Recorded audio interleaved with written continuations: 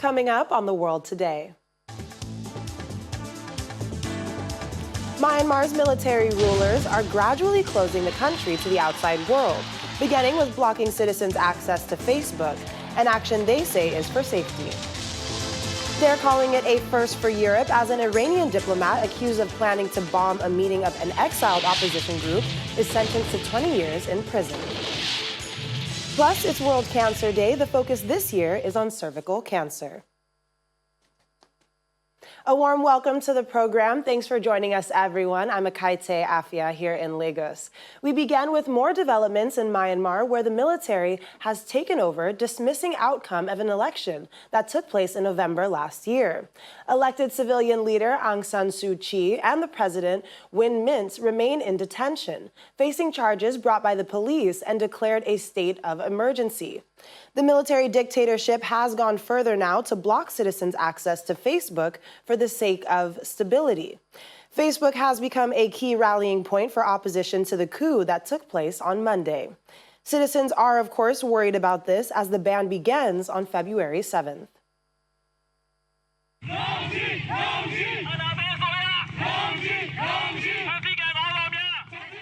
In the first of such street protests against this week's army takeover, a group of protesters waved banners and chanted anti-coup slogans in Myanmar's second most populated city of Mandalay.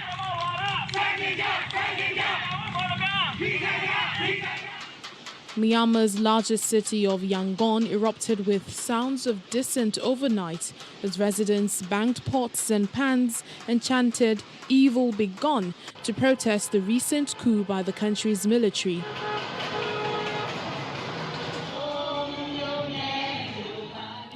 Dozens of healthcare workers also gathered in a courtyard in Yangon, singing songs in support of ousted civilian leader Aung San Suu Kyi. Many medics have either stopped work or continued while wearing symbols of defiance. In further civil disobedience, lawmakers are refusing to leave their compound in the capital.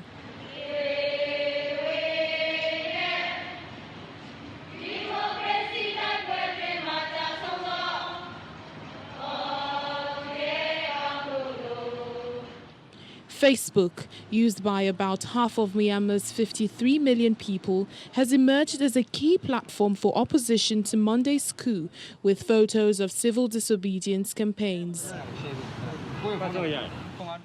The military junta has banned the social media platform and other messaging services in a bid to ensure stability until February 7th. The move to silence online activists comes after Myanmar police filed charges against Nobel Peace Laureate Suu Kyi for illegally importing communications equipment, and as international pressure grows on the junta to accept the results of November elections won by her party in a landslide. The army insists the elections was fraudulent. The military has ruled Myanmar from 1962 until Suu Kyi's party came to power in 2015 under a constitution that guarantees the generals a major role in government. The junta, headed by Army Chief General Min Aung Hlaing, has declared a one-year state of emergency and has promised to hold fair elections, but has not said when.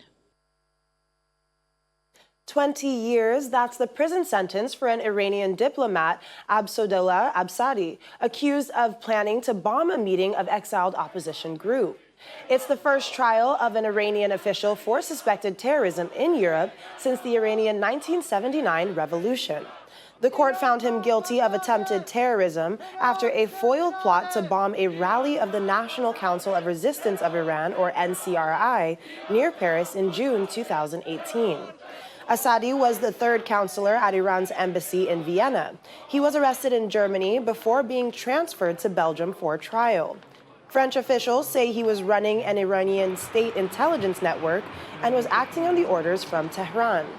He did not attend the hearings, which were held behind closed doors amid high security, and neither he nor his lawyer have commented. After 40 years, a European court is a historic judgment It clearly shows that the Iranian regime uses terrorism as a state policy. And as you see, they made it very clear that the regime's diplomat, Assadi, was directly involved in this terror plot. So I think now it's time for European countries to make a decision. Inaction is not acceptable under any pretext. They have to take serious measures. They have to summon their ambassadors from Iran, and they have to close the Iranian regime's embassies, because it's now clear that the Iranian regime is using its diplomatic apparatus and diplomatic outposts for terror plots. She said she didn't know that it was a bomb and that it could harm people. And of course the judge didn't believe this, but you know, the bomb exploded and there was no damage at all. So in the fact that the bomb exploded and that there was no damage, for me that's proof that what my client was saying can be the truth. And for that reason, we're going to make appeal. To an interesting twist of events, victims of the atrocities of former Ugandan child soldier who became a commander of the rebel Lord's Resistance Army, who was convicted today, Dominic Ongwen, who himself a victim and should be forgiven despite the crimes he committed. Ongwen was found guilty by the International Criminal Court of 61 out of 70 alleged counts of war crimes and crimes against humanity. A sentence will be issued at a later date. Judges at The Hague said Ongwen, who himself was taken by the LRA as a young boy, had acted out of free will in committing the crimes between 2002 and 2005. The Chamber has therefore convicted Dominic Ongwen of a total of 61 crimes, compromising both crimes against humanity and war crimes. Dominic Ongwen has been found guilty beyond reasonable doubt of a number of crimes committed in the context of the four specified attacks on the IDP camps of Pajule, Odek, Lukodi and Bok. Attacks against the civilian population, murder, attempted murder, torture, enslavement, outrages upon personal dignity, pillaging, destruction of property and persecution. A number of sexual and gender-based crimes he committed against 7 women, whose names and individual stories are specified in the judgment, who were abducted and placed into his household, forced marriage, torture, rape, sexual slavery, enslavement, forced pregnancy, and outrages upon personal dignity. And lastly, the war crime of conscripting children under the age of 15 into the Senior Brigade and using them to participate actively in hostilities. The United States and the UK governments say they are deeply disturbed by a BBC report detailing allegations of systemic rape of Uyghur women in Chinese camps. The matter came up in the UK Parliament today, where Government Minister Nigel Adams says the report showed clearly evil acts. It is estimated that there are more than 1 million Uyghurs and other minorities detained in camps in China. An investigation published by the BBC on Wednesday contained first-hand testimony of systemic rape, sexual abuse, and torture of women detainees by police and guards. China's foreign ministry has denied the allegations, accusing the BBC of making a false report. Well, let's switch gears now to the United States, as Republicans in the House of Representatives have refused to punish a newly elected congresswoman over controversial and incendiary rhetoric. The Congresswoman Marjorie Greene has promoted unfounded conspiracy theories and shown support for violence against Democrats. Although House Republican leader Kevin McCarthy condemned the remarks, he said they were made before she was elected. Before taking office, Ms. Greene had liked posts calling for violence against Democratic lawmakers, claiming that school shootings and the 9/11 terror attack were staged events, and suggested Muslims should not serve in government, among other comments online. We just had a very good conference, members together, but the number one thing that happened at this conference was unity. People were able to air their differences, people were able to focus. And the most important part that came out of this conference was where our focus is at. I denounced all those comments that were brought up. Everybody, and she came she came inside our conference and denounced them as well. She said she was wrong. She has reached out in other ways and forms, and nothing that she said has been based upon since she's been a member of Congress. And the voters decided she could come and serve. Well, let's talk to our correspondent in Washington. Maria, welcome to the program. Thank you for having me. So I'm guessing this is fallout from the January 6th attack on the Capitol. How long ago did Congresswoman Green make these comments, and how dangerous are they in light of the attack and tension that still remains between Republicans and Democrats over that January 6th attack? You're exactly correct. These comments were made prior to her serving in office. She's a freshman in the House. I mean, this is her first time. We know that prior to this, she served as kind of like a political commentary. She did a lot of Facebook Live. She wrote different blogs. So she kind of was trying to walk the line of becoming kind of like a political correspondent and beginning to kind of talk about these political issues. But obviously, we know that she has very far right ideologies, and some of them have been seen to be extreme far right ideologies, as we've seen the videos of her basically walking down congressional members last year regarding the shooting, the Parkland shooting. She's made all types of comments prior to becoming a congressional member. And so these are all in very recent times. These are things we've all talked about over the last couple of years.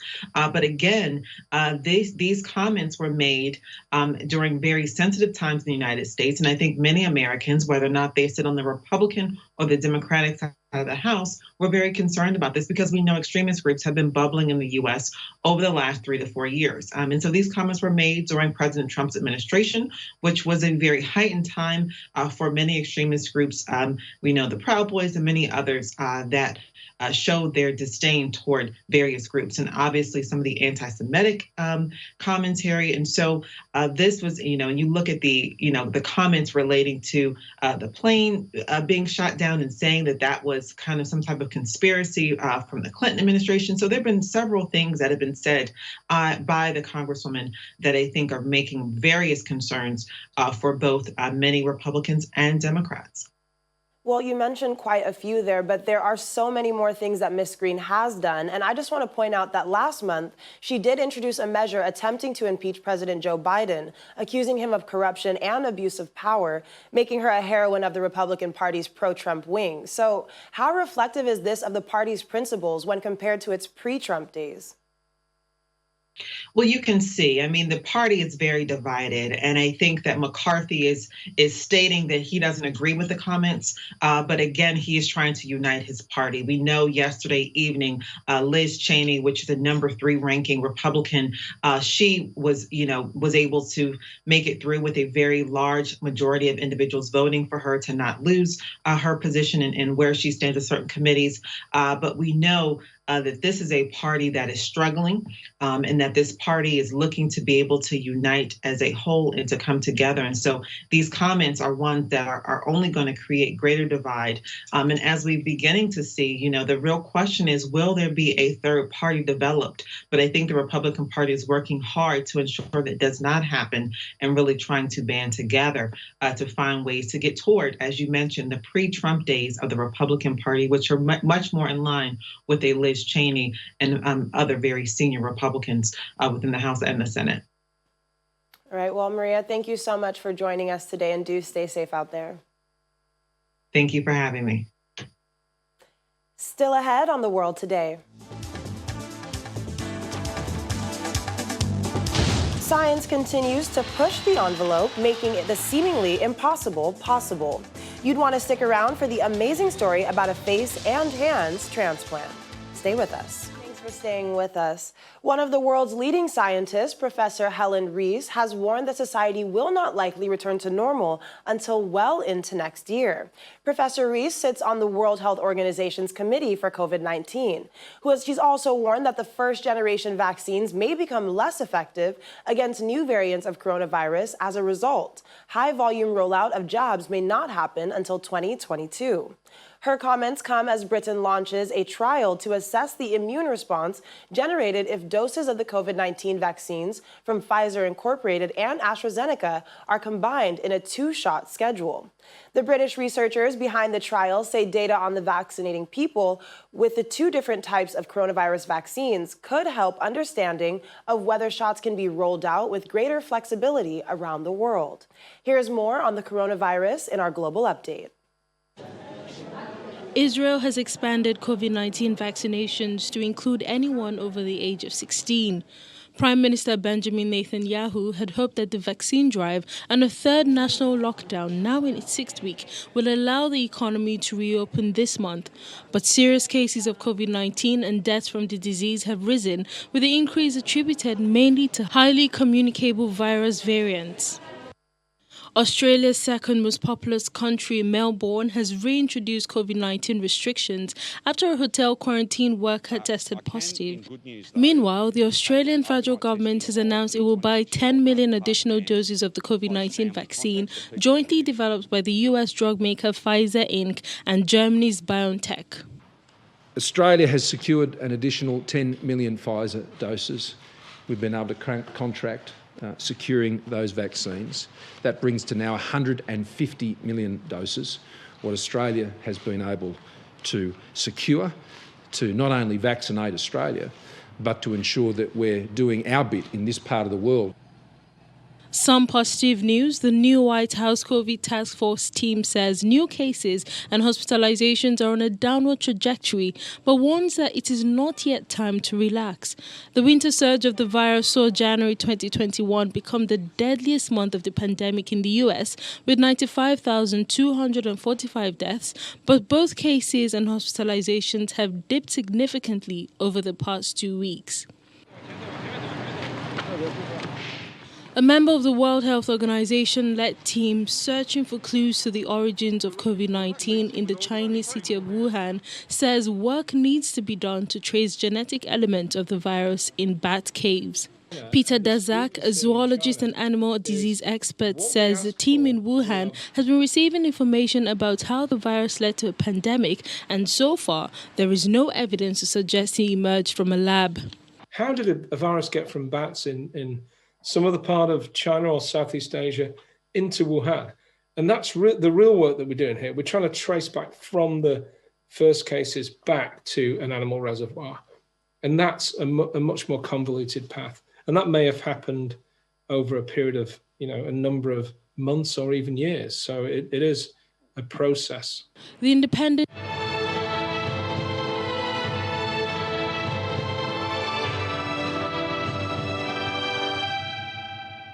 It's February 4th today, and no, I'm not just reminding you of the date as if you forgot, but to cancer survivors and those who have lost loved ones to cancer all over the world, it's a very important date. It's World Cancer Day, set aside to raise awareness of cancer and to encourage its prevention, detection, and treatment. World Cancer Day is led by the Union for International Cancer Control to support the goals of the World Cancer Declaration, which was written in 2008.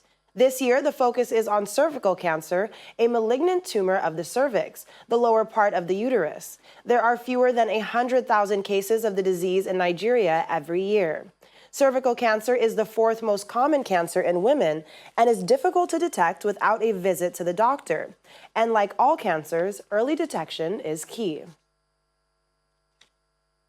Professor Ami Bhatt is the founder of the U.S.-based nonprofit organization Global Oncology. She is also a professor at Stanford University and a member of the planning committee for the Cervical Cancer-Free Nigeria Campaign Initiative, which aims to reduce the unnecessary deaths of Nigerian women from cervical cancer by raising awareness about safety, efficacy, and availability of the HPV vaccine among the Nigerian public. She joins us now from California in the United States. Professor Bhatt, thanks for joining us on the program. It's a pleasure to be here. Good evening. Good evening. So tell us, why is cervical cancer so difficult to detect, and what are some early symptoms of the disease? That's a great question. In many countries, cervical cancer is a cancer that we actually screen for. It's a part of the reproductive organs of women, and it's not an area of the body that can be easily seen or visualized or studied without a visit to the doctor. So screening approaches such as pap smears or visual inspection with acetic acid, which are spottily available in Nigeria, are a great way to try and detect those cancers early. Most of the time, unfortunately, in places where screening isn't possible or isn't practiced regularly, patients present with much more advanced cancers when the cancer has already invaded into the cervical muscle and or expanded beyond the original organ that it had affected. In those cases, symptoms can range from abnormal vaginal bleeding in between menstrual cycles or after menopause, pain during intercourse. There can also be vaginal discharge or odor that is changed, and pelvic pain or pain in the lower part of the abdomen. When the cancer has advanced even further, then back pain, bowel or bladder symptoms, or weight loss can also be observed. And so part of the reason it's so difficult to detect this cancer is because most of the time it doesn't cause major symptoms until it's very advanced. Right. Well, personally, I just lost someone close to my family to cancer, actually in California as well. So I feel it's very important to share the information about prevention. So the HPV vaccine is already available to prevent this disease. Who needs to receive it, and where can they be accessed in Nigeria? Yeah, so right now the WHO, the World Health Organization, recommends that girls between the ages of 9 and 14 receive vaccinations. Now, over 70 countries around the world have initiated HPV vaccination efforts. And in most of those countries, the vaccination efforts are targeted at girls. However, boys can be vaccinated, and it can be helpful in reducing the rate of HPV-related infections and cancers in women, such as cervical cancer, but also HPV-related cancers that can happen in boys, such as penile cancer, anal cancer, and some types of throat cancer. Right now, the HPV vaccine is available in certain private health clinics in Nigeria, although per the National Cancer Control Plan of Nigeria, the plan is to make the HPV vaccine available broadly to the public in 2021. Now, of course, when that National Cancer Control Plan was written, no one could have anticipated that we would be in the middle of a global pandemic. But that is the current plan, and we certainly hope that we'll be able to achieve that objective so that we can also collaboratively achieve the objective of eradicating cervical cancer by the year 2030, as has been outlined by the World Health Organization. All right. Well, Professor Bhatt, thanks again so much for joining us and helping us get some more information on this. Have a great day. You too. Thank you. And finally on the program, he is only 22 years old, but he's gotten a new lease on life with a new face and hands. I'm talking about Joe DeMio, who is rediscovering a range of sensations in his hands and face, from warmth to coolness and from wetness to the touch of another person. After all, he's only got his new face and hands for only 6 months. The transplant is the product of a breakthrough surgery after a horrific accident left stumps where his fingers used to be and his old face severely disfigured. Coming home from his night shift job as a product tester on July 4, 2018, DeMeo's car collided, rolled over, and exploded, leaving him with third-degree burns over 80% of his body. He was lucky to be alive, if you can call that luck, and may not have been if a Good Samaritan had not pulled him to safety. He spent 4 months in the burn unit at St. Barnabas Medical Center in Livingston, New Jersey, part of the time in an induced coma, and endured some 20 reconstructive surgeries that still left him with only limited use of his hands and face. Burns. Most people with that amount of burns, they don't survive. Pretty easy for me. I just kept rolling with the punches, and I never gave up, never lost hope. And even with the pandemic happening, I never lost hope. And you just got to roll with the punches, whatever life throws at you. You just got to keep going. Well, looking at him now, everything that we had prepared came to reality.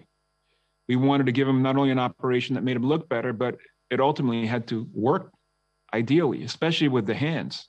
When both hands are compromised and you amputate the injured hands and you give him new hands, we need to make sure that they work perfectly, because the primary goal for him was to gain his independence.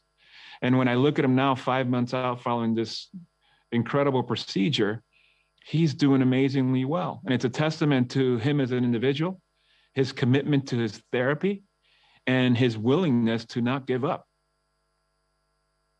Well, it's definitely a miracle that he's alive, and lovely to see how far medical technology has come. That's all for the program. I'm Akaite Afia. Have a great evening and stay safe.